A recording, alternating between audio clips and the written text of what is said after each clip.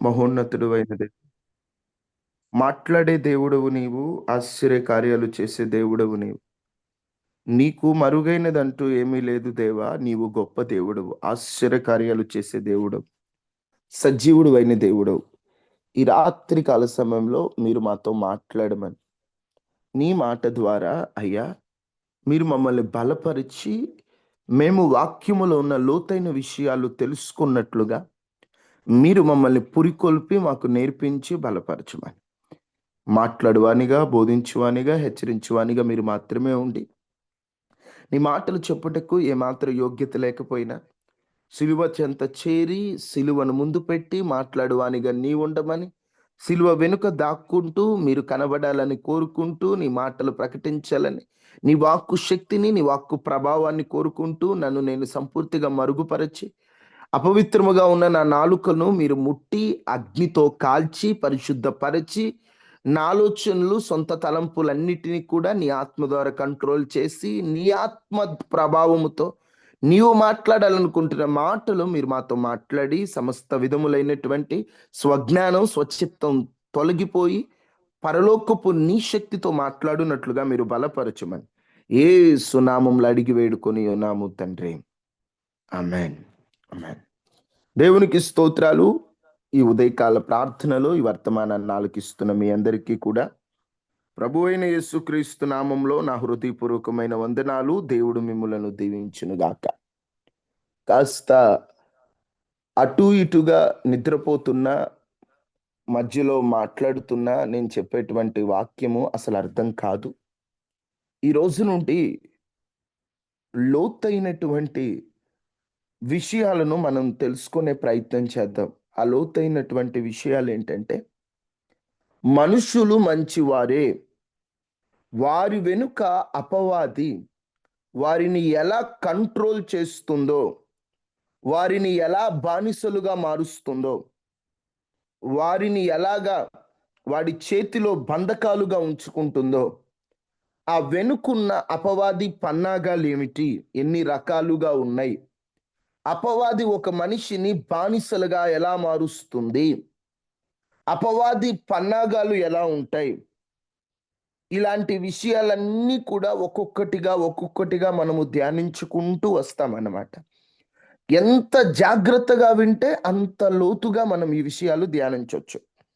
ఒక్క మాట మీరు మిస్ అయిపోయినా ఆ మాట ఒక వజ్రాన్ని పోగొట్టుకున్నట్టే. దేవుని వాక్యం అంత బలమైంది. ఈ సబ్జెక్టు చాలా లోతుగా మనం ధ్యానం చేస్తూ ఉంటాం. రోజులు గడిచే కొద్దీ లోతుగా వెళ్తూ ఉంటుంది. గత రాత్రి యవనస్తుల కూడికలో యోచన అనేటువంటి మాట మాట్లాడుతున్నప్పుడు సడన్ గా పరిశుద్ధాత్మ దేవుడు ఈ ప్రసంగాన్ని నా మధ్యలో పెట్టాడు. ఒక మనిషి సరిగ్గా యోచించలేకపోతున్నాడు. యోచన అంటే ఆలోచన. మంచి ఆలోచన తీసుకోలేకపోతున్నాడు. మంచి ఆలోచన వచ్చిన ఆలోచనలో నిలబడలేకపోతున్నాడు.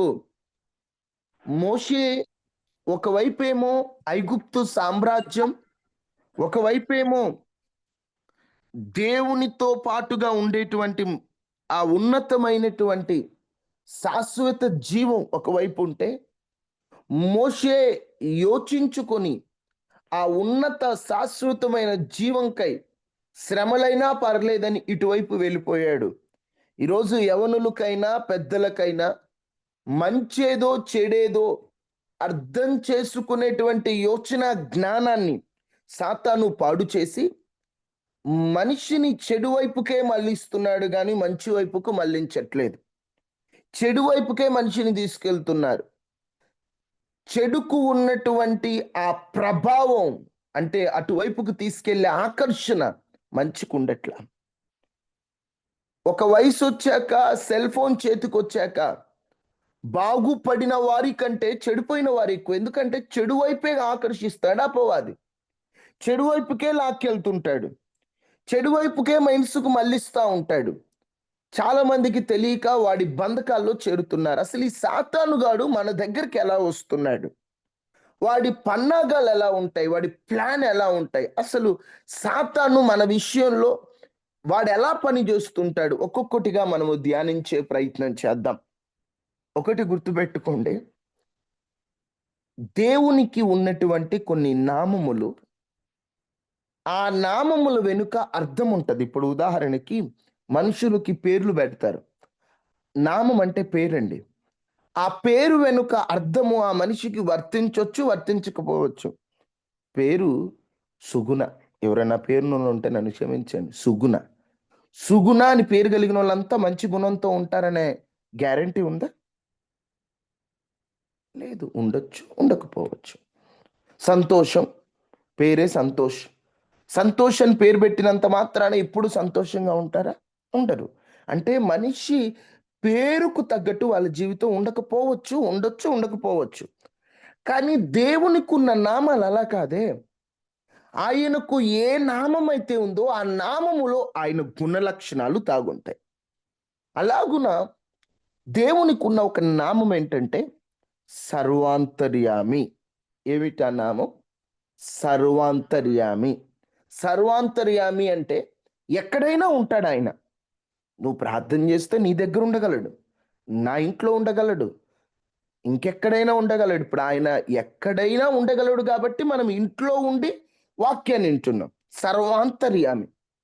నీ ప్రక్క నుండి నిన్ను కనుపాప వలె కాపాడతాడు. అంటే ఆయనకున్నటువంటి పవర్ అలా ఉంటుంది. ఆయన సర్వాంతర్యామి. 2, ఆయనకున్న నామం సర్వజ్ఞాని. అర్థమవుతుందా? 2, సర్వజ్ఞాని అంటే సర్వజ్ఞుడు. అంటే రేపేం జరగబోతుందో కూడా ఎరిగినవాడు. ఆయనకున్న జ్ఞానము సర్వజ్ఞాని ఆయన. ఇప్పుడు దేవుడు సర్వాంతర్యామి, దేవుడు సర్వజ్ఞాని. దేవునిలా సర్వాంతర్యామిగా, సర్వజ్ఞునిగా అపవాది ఉండగలడా? ఉండలేడా? ఉండలేడు. ఎందుకంటే వాడు అన్ని చోట్ల ఉండేవాడు కాదు. వెంటనే మీకు అనుమానం, వాడు అన్ని చోట్ల ఉండడంటున్నారు బ్రదర్, బానే ఉంది. వాడికి జ్ఞానం లేదంటారా? ఉంది. వాడికున్న జ్ఞానం ఎంతవరకు అంటే రేపు నీకేం జరుగుతుందో వాడికి తెలియదు.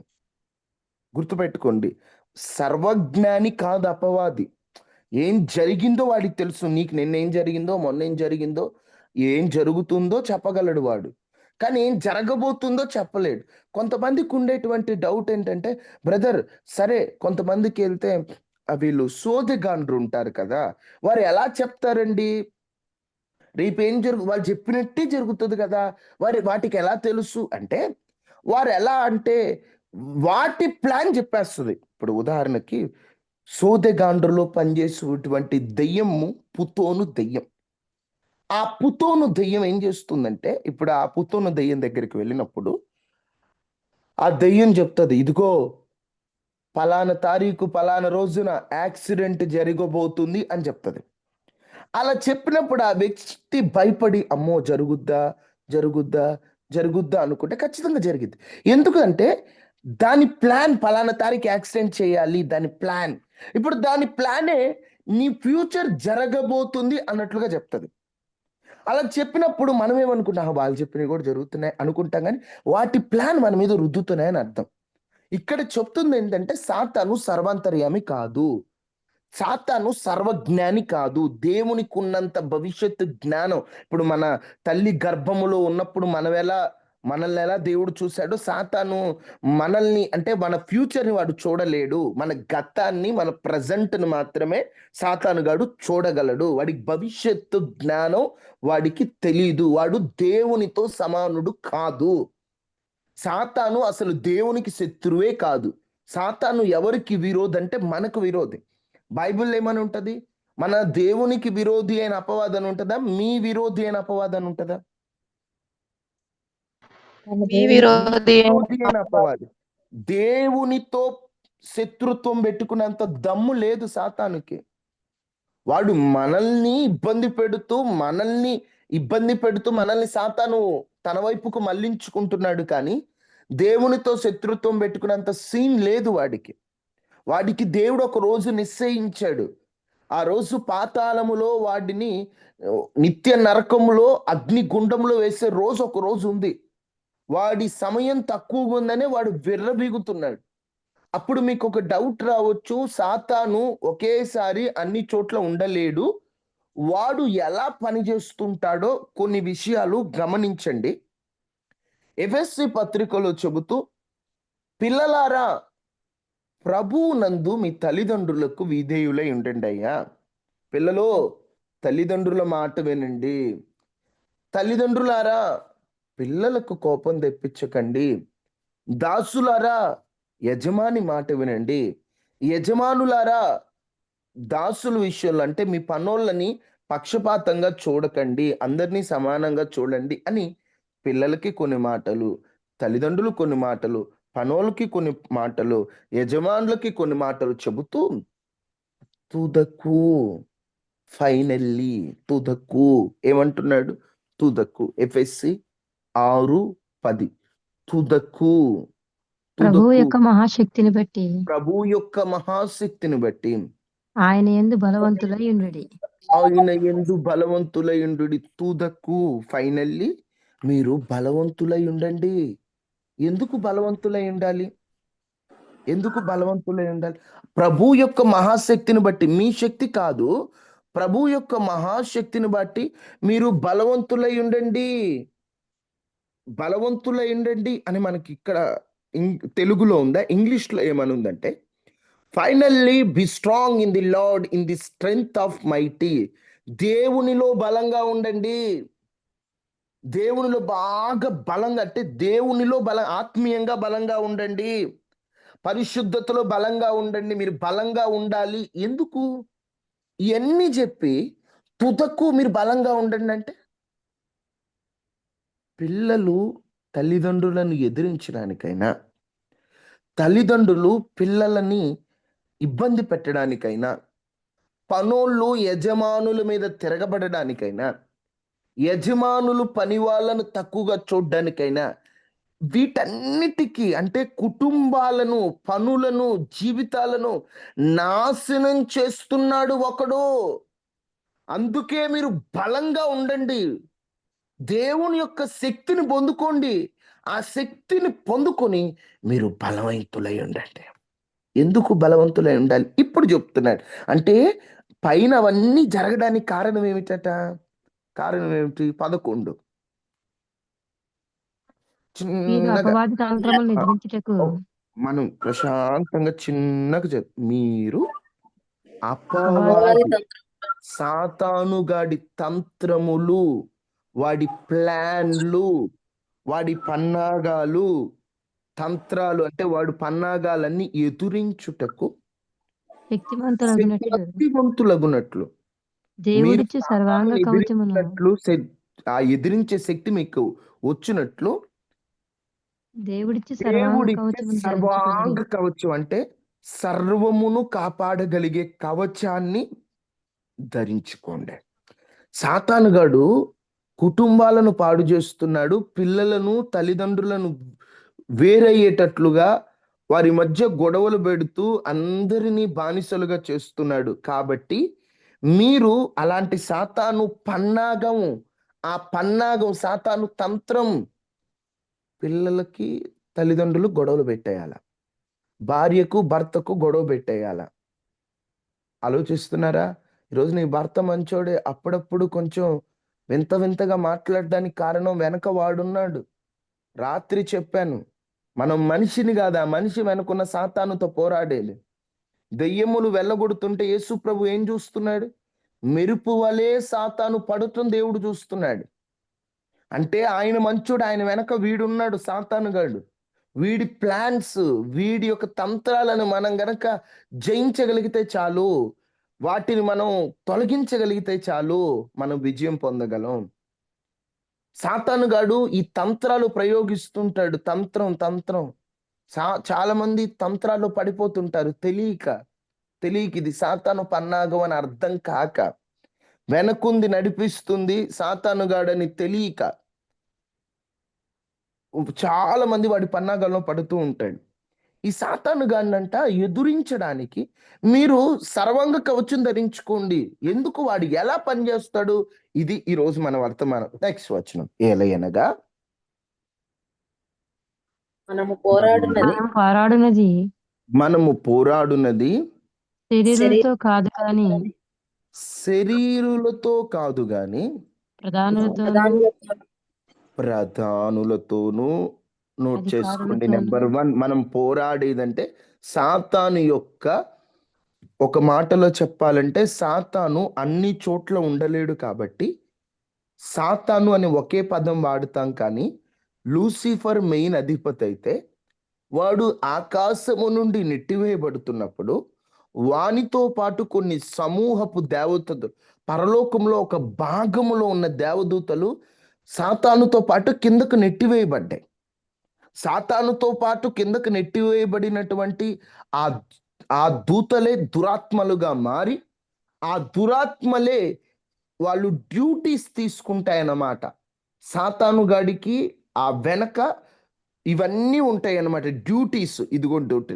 ఆ సాతాను మనుషులను చెడగొట్టుటకు వాటి డ్యూటీస్ని 5 రకాలుగా అవి డివైడ్ చేసుకున్నాయి. మీకు అర్థమయ్యేటట్లు చెప్తాను. మన ప్రభుత్వాలు 5 రకాలుగా ఉంటాయి. ఒకటి కలెక్టర్ గారు ఉన్నారనుకోండి, ఆయన కింద ఉప ఉప కలెక్టర్, ఆయన కింద ఎగ్జాంపుల్ ఎంఆర్ఓ కింద విఆర్ఓ అలాగనుంటారు. అంటే పోస్టుకు తగ్గట్టు వారు పనిచేస్తుంటారు. అలాగనే సాతాను కూడా పోస్ట్ అనమాట. ఎలాగంటే అవి ప్రతి చోట ఉండి ఇన్ఫర్మేషన్ పాస్ చేసుకుంటా ఉంటాయి. ఇక్కడ ఏం జరుగుతుంది అక్కడికి, అక్కడ ఏం జరుగుతుంది అక్కడికి ఇన్ఫర్మేషన్ పాస్ చేసుకుంటూ అవి కలిసి పనిచేస్తుంటాయి. మీకు అర్థం అవటానికి చెప్తాను.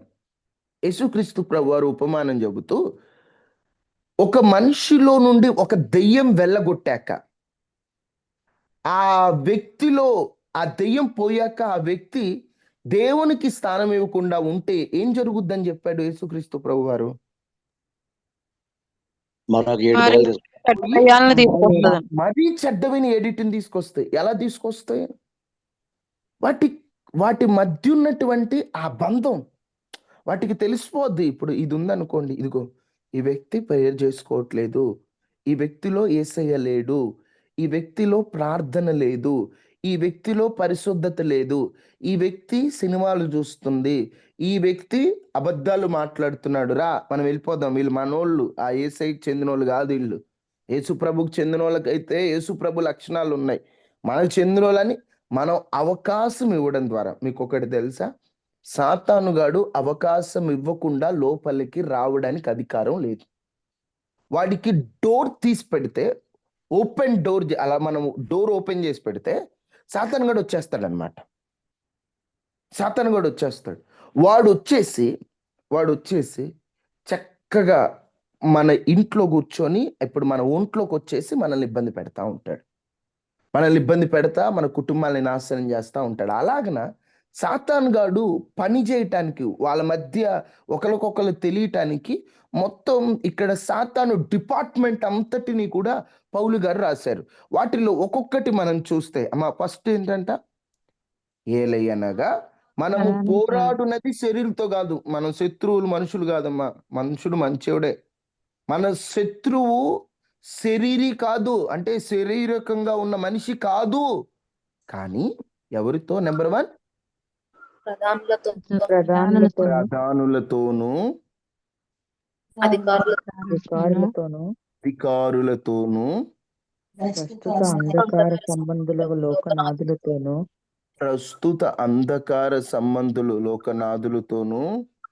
ఆకాశ మండలమందున్న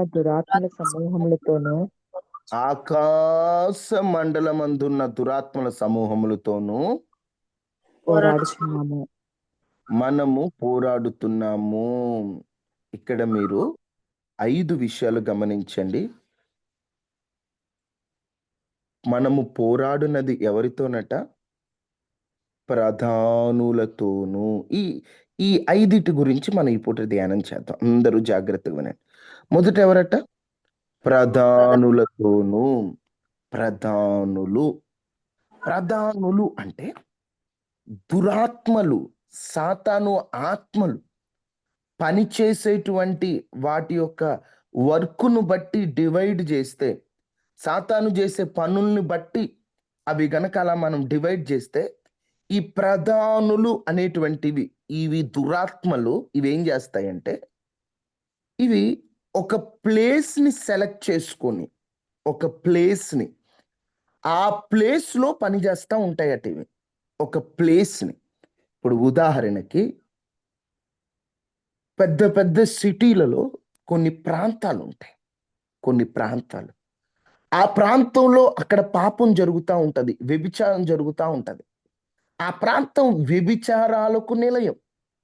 కొన్ని ఊర్లు ఉంటాయి, ఆ ఊర్లో ఒక పాపం ఉంటుంది. ఇప్పుడు మారింది, కానీ ఒకప్పుడు స్టోవట్టపురం అని ఒక ఊరు ఉండేది. ఊరంతా దొంగలే. ఇప్పుడు మారారు. ఒకప్పుడు ఊరంతా దొంగలే. అంటే ఆ ప్రాంతం అంతటిని కూడా దురాత్మలు తమ ఆధీనం చేసుకొని సేమ్ అందరిని ఒకే పాపాన్ని ప్రేరేపించడానికి ఒక ఒక ప్రాంతాన్ని సెలెక్ట్ చేసుకుంటాయన్నమాట. మీకు అర్థమయ్యేటట్టు చెప్తాను. దానియేలు గ్రంథం 10వ అధ్యాయం 13వ వచనం ఒకసారి చూడండి. ప్రధానులు అనేటువంటి దురాత్మలు ఎలా పనిచేస్తాయి? దానియేలు 10:13. పారసీకుల రాజ్యాధిపతి పారసీకుల రాజ్యాధిపతి 21 దినములు 21 దినములు నన్ను ఎదిరించెను. ఇంకా పారసీకుల రాజుల సముఖమున పారసీకుల రాజు సమూహమున నేను నిలుచుండగా ప్రధానాధిపతులలో మికాయేలను ఒకడు నాకు సహాయము చేయవచ్చెను. ఈ 10వ అధ్యాయం అంతా కూడా మనం చదువుకుంటే ఈ పారసీక రాజ్యాధిపతి ఒక దేశంపై పనిచేసే దుష్ట శక్తి. ఒక దేశంపై అంటే ప్రధానులతోనూ, అంటే ఒక దుష్ట శక్తి ఆ ప్రాంతం అంతటిని కంట్రోల్ చేస్తుంటది. ఆ ప్రాంతం అంతా వాటి ఆధీనంలో ఉంటుంది. ప్రధానులు, మరి ముఖ్యంగా కొన్ని ప్రాంతాలు, కొన్ని దేశాలు. మీకు ఈ మధ్యనే అమెరికాలో ఒక ప్రాంతంలో మంటలు వచ్చాయి. లాస్ ఏంజల్స్ అని గుర్తుందా? అన్ని కొంచెం గుర్తు చేసుకో. లాస్ ఏంజల్స్ అని అగ్నితో కాలిపోయింది. గుర్తుందా? ఈ మధ్య కాలంలో లాస్ ఏంజల్స్ నిండా ఏముంది? పాపం. ఆ పాపం చేయడం వెనుక ఈ ప్రధానులు పనిచేస్తుంటాయి. ప్రధానులు ఇవేంటంటే ఒక పట్టణాన్ని సెలెక్ట్ చేసుకొని మొత్తం వాటి కంట్రోల్లో పెట్టుకుంటాయి. ఇదిగో ఇక్కడ వాళ్ళంతా ఈ పాపం చేయాలి, ఇక్కడ వాళ్ళంతా ఇదిగో ఇట్లా ఉండే. అందుకని కొన్ని ఊర్లు చూడండి, ఊరు మంచిది కాదంటారు. ఏమండి, ఆ ఊరు అస్సలు మంచిది కాదండి. ఆ ఊర్లో ఉన్న దొంగలండి, ఆ ఊర్లో అంతా మోసం చేసేవాళ్ళండి, ఆ ఊరంతా దొంగల ఏరియా అండి. మాయా బజార్ అనే పేర్లు వింటుంటారు. మాయా బజార్ అండి, అది దొంగలు ఉండే ప్లేస్ అండి. ఆ ప్రాంతం అంతా వాడి ఆధీనపరుచుకుంటాడు. ఒక ప్రాంతం అంతా కూడా వాడి ఆధీనపరుచుకుని అక్కడ విగ్రహారాధన, అంటే అక్కడ భయంకరమైన విగ్రహారాధన. ఒక చోట అక్కడే వ్యసనాలు. మొత్తం ఒక ఊరుందండి, ఆ ఊరు పేరు గుర్తులేదు, కానీ ఊరిలో ఉన్న ఆడోళ్ళు మగోళ్ళు అందరూ తాగుతారట. అక్కడ సాతాను ఏం చేశాడంటే మొత్తం ఆ ఊరిని తన ఆధీనం చేసుకొని అందరి చేత తాపిచ్చేస్తున్నాడు. చివరికి దారుణం ఏంటంటే స్త్రీలు తాగుతారు, పురుషులు తాగుతారట, కొంత వయసు వచ్చే పిల్లలకు కూడా తాపిస్తారట. ఏది? ఉగ్గుపాలు కాదు, మద్యం. పిల్లలకు కూడా తాపిస్తారంట. ఆ ప్రాంతం తన ఆధీనం చేసుకున్నాడు అపవాది. ఒక ప్రాంతంలో హింసలు, గొడవలు. కొన్ని ప్రాంతాలు ఎప్పుడు కొట్టుకోవటమే, ఎప్పుడు ఎప్పుడు అది ఇది అని ఒకరి మీద ఒకరు అట్లా అదంతా జరగడానికి కారణం ఈ ప్రధానులు. మొదటి స్థాయి సాతాను ఒక దేశం, ఒక ప్రాంతం, ఒక పట్టణం, ఒక ఊరు మొత్తం మీద పనిచేసేటువంటి దురాత్మ మొత్తం తమ ఆధీనం చేసేసుకుంటాయి. ఇవి ఒక స్థాయి. ఇవి తమ స్వాధీనం చేసుకుని కుటుంబాల స్వాధీనం చేసుకుంటాయి. కుటుంబాలు. సాతాను ఎలా పనిచేస్తున్నాడో మీకు ఇప్పుడు చెప్తున్నాను. ఇవాళ రేపు అవి చెప్తే తర్వాత మీకు చెప్తాను అసలు వాడు లోపలికి ఎలా వస్తాడు మన దగ్గరికి, మన పితరులు వాడిని ఎలా రానిచ్చారు, వాడిని ఎలా పోగొట్టాలి, అవన్నీ కూడా చెప్తాను. ఫస్ట్ చెప్పేది ఏంటంటే సాతాను ఎలా పనిచేస్తాడంటే మొదటిది ప్రధానులతోనూ. ప్రధానులంటే ప్రధానంగా ఒక ప్రాంతాన్ని ఎన్నుకొని ఆ ప్రాంతాన్ని ఒక అలవాటుకి బంధకాలుగా చేయడం సాతాను యొక్క మొదటి పన్నాగం. అట్లా వాడు ఒక ప్రాంతాన్ని వాడు అలాగా లైన్ చేసుకుంటూ, అంటే ఇది నాది అని వాడు అండర్లైన్ చేసుకున్నట్టు కొన్ని కుటుంబాలను కూడా అండర్లైన్ చేసుకున్నాడు సాతాను. కొన్ని కుటుంబాలు. అందుకే ఆ ఇంట్లో భార్య భర్తలకు ఎప్పుడు సంతోషం ఉండదు. ఆ ఇంట్లో పిల్లలు ఎప్పుడు కడుపు నిండా అన్నం తినుండరు. ఆ ఇంటినే తమ సొంతం చేసుకుంటాడు. ఇది నాది, ఇది నాది, ఇది నాది అంటాడు. దేవుని కార్యాలు, దేవుని అద్భుతాలు ఆ ఇంట్లో జరగనీయకుండా సాతాను గాడు అంటాడు, దేవుని కార్యాలకు, దేవుని దూతలకు, ఇది నాది సార్, వీళ్ళు నా వాళ్ళు అంటాడు. వాడికి బందీలుగా పెట్టుకున్నాడు. ఎవరైనా వాళ్ళ కోసం ప్రార్థన చేస్తుంటే సాతాను గాడు అంటాడు, ఇది నాది, నాకు చెందిన వాళ్ళు వీళ్ళంతా అంటుంటాడు. అలాగన వాడు కొన్ని ప్రాంతాలను, కొన్ని కుటుంబాలను తను సొంతం చేసుకున్నాడంటే, తను సొంతం చేసుకున్నాడు. తను సొంతం చేసుకొని ఎంతో మంది జీవితాలు పాడు చేస్తున్నాడు అపవాది. ఇది ప్రధానులు. ప్రధానులు అంటే అర్థమవుతుందమ్మా? ఒక ప్రాంతాన్ని ఎన్నుకొని ఆ ప్రాంతాన్ని తన స్వాధీనం చేసుకొని అపవాది పని చేస్తూ ఉన్నాడు. ఇది ప్రధానులు. ఇది ప్రధానంగా అపవాది చేసేటువంటి ఒక పన్నాగం. ఇంకా మీకు అర్థమయ్యేటట్టు చెప్తాను, జాగ్రత్తగా వినండి. ఎందుకు ఇంత చిన్నగా చెప్తున్నానంటే చాలా మందికి తెలియట్లేదు ఈ సాతాను పన్నాగం అని. సాతాను పన్నాగం అని. సాతాను ఏం చేస్తున్నాడంటే దురాత్మ శక్తితో ఒక ప్రాంతాన్ని తన స్వాధీనం చేసుకుంటున్నాడు. కల్చర్, ఇప్పుడు మీకు అర్థమయ్యేటట్టు చెప్పాలంటే సాతాను ప్రధానులు ఎలా పనిచేస్తాయంటమ్మా, కొన్ని ఆచారాలు ఉంటాయి. కొన్ని ప్రాంతాలకి కొన్ని ఆచారాలు పాపమునకు నెట్టే విధంగా ఉంటాయి. కొన్ని కల్చర్స్, ఇవన్నీ సాతాను గడి ప్లానింగ్స్ అవి. కొన్ని ప్రాంతాలు విగ్రహారాధన చేయాలి. ఇప్పుడు కొన్ని ఊర్లు ఉందనుకోండి, విగ్రహారాధన క్రైస్తవులైనా రావాలంటారు, అక్కడైనా వాళ్ళైనా చేయాలంటే ఇది ప్రధానులు చేసే పని. ఒక ప్రాంతాన్ని తన కంట్రోలింగ్ చేసేస్తూ ఉంటారు. ఒక ప్రాంతాన్ని తన ఆధీనం చేసుకుంటూ ఉంటాడు. ఇది ప్రధానులు. ప్రధానులు అనేటువంటి దురాత్మల సమూహం అర్థమైందా మీకు? అర్థమైన వారందరూ ఒకసారి హల్లెలూయా చెప్తారా? అర్థం కాకపోతే ఇంకాసేపు హల్లెలూయా.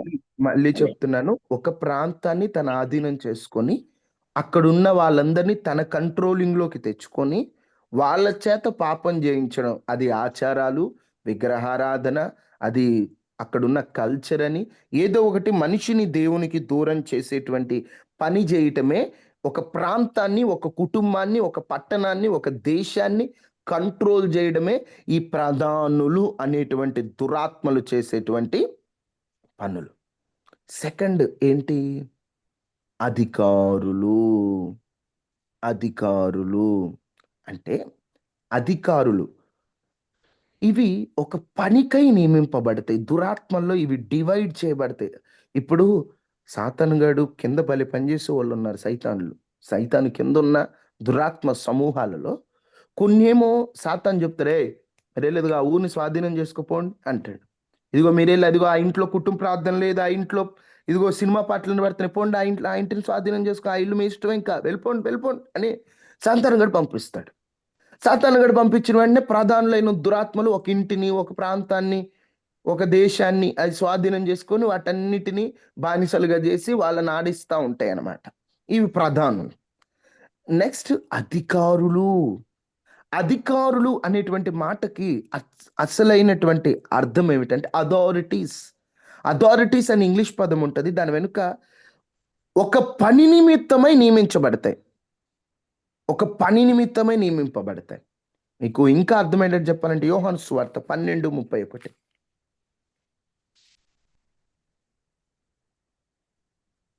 యోహాను సువార్త 12:31. ఇప్పుడు ఈ లోకమునకు తీర్పు జరుగుచున్నది, ఇప్పుడు ఈ లోకాధికారి బయటకు త్రోసివేయబడెను. ఈ లోకాధికారి బయటకు త్రోసివేయబడెను. లోకాధికారి, ఒక లోకాన్ని అధికారి సాతాను గాడు. ఇక్కడ వాడి పన్నాగం ఎలా ఉంటుందంటే ఒక అధికారిగా, లోక సంబంధమైన అధికారిగా పిలువబడుతున్న ఈ సాతాను గాడు కొంతమంది మీద అధికారం చేస్తూ ఉంటాడు. అంటే మీకు ఇంకా అర్థమయ్యేటట్లు చెప్పాలంటే కొంతమందిని దేవునికి దూరం చేస్తూ వాడే వారికి అధికారిగా, వారిని తన ఆధీనంకి. ఇప్పుడు అధికారి అంటే అర్థం ఏంటి మీరు చెప్పండి? అధికారి అంటే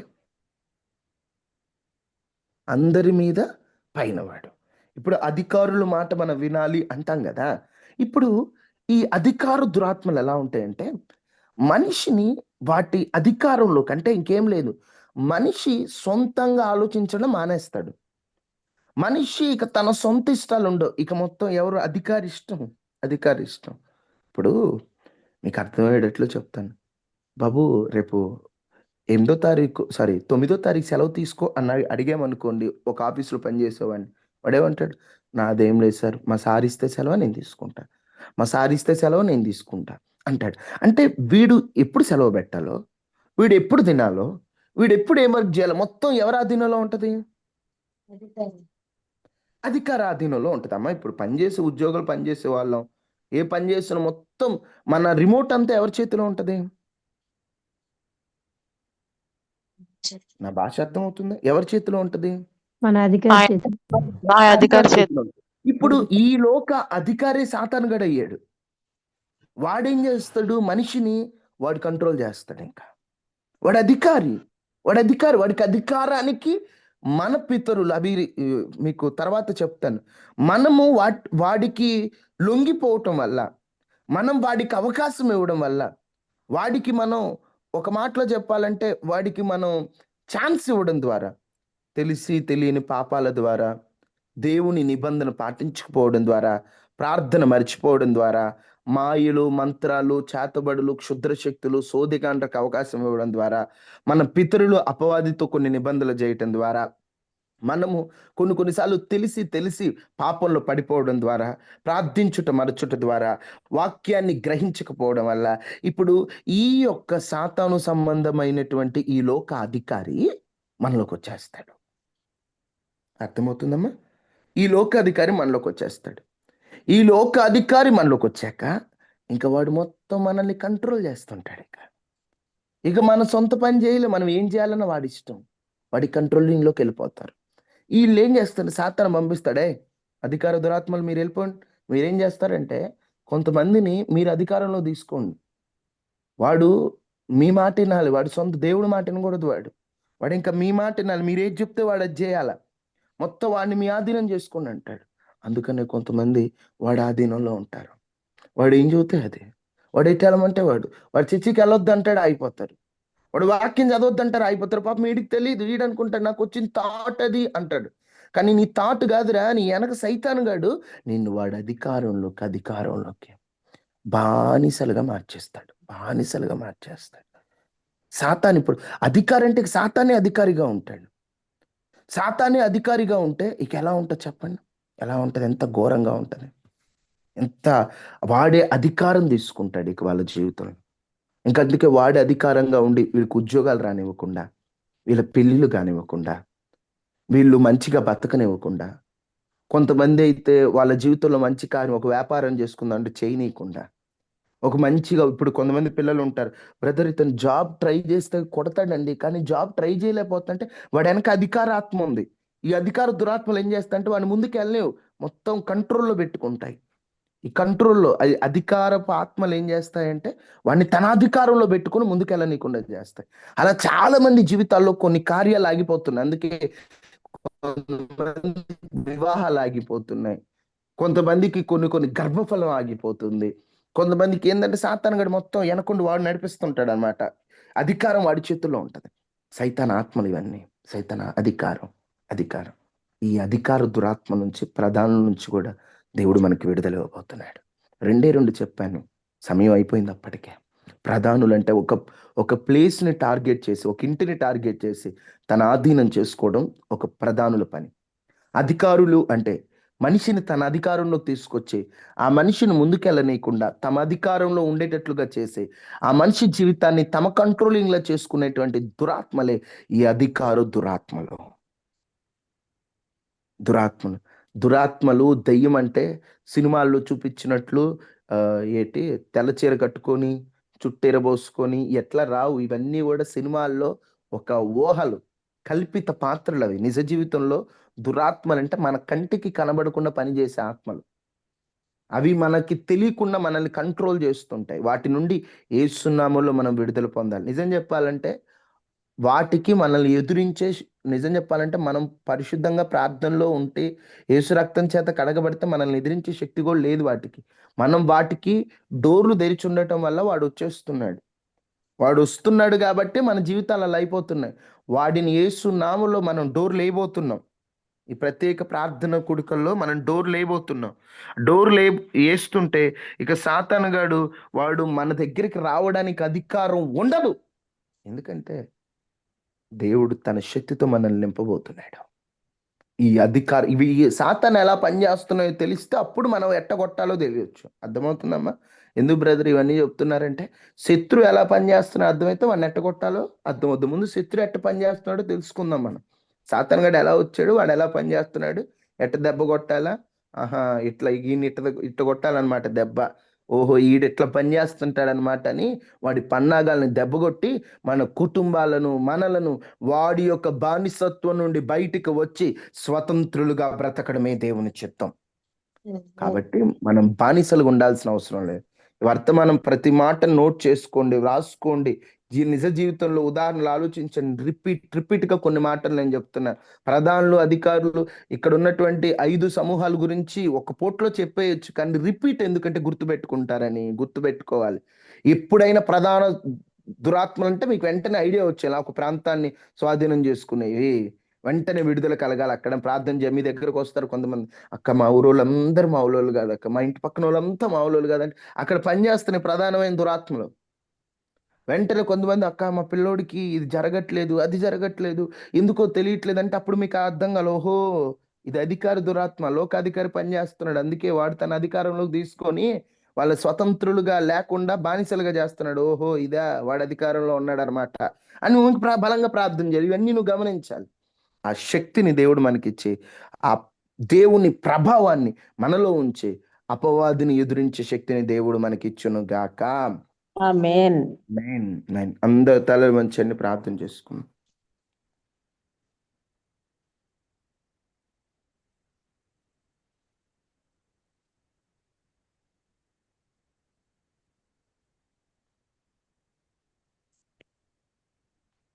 మహాపరిశుద్ధుడ, మహోన్నతుడ, దయగలిగిన దేవ, కృపా సత్య సంపూర్ణుడానికి వందనాలు. మేము పోరాడున్నది శరీరులతో కాదు, ప్రధాన అంధకార అధికార లోక సంబంధమైన నాదులతో మేము పోరాడుతున్నాం. పోరాడే శక్తి, పోరాడే బలం నీ ఆత్మ ద్వారా, సర్వాంగ కవచం ద్వారా మాకు అనుగ్రహించండి. అపవాది ప్లానింగ్స్, అపవాది తంత్రములను మేము తెలుసుకున్న వారిగా మా జీవితాలను అపవాది బంధకముల్లో నుండి బయట పడేటట్లుగా మీరు కృప చూపించి మీరు బలపరిచి, సాతానుకు మా మీద అధికారం ఉండకూడదు, సాతాను ఆత్మలు మా మీద అధికారం ఉండకూడదు. మేము వాటి సొంతం కాదు, మేము స్వతంత్రులం.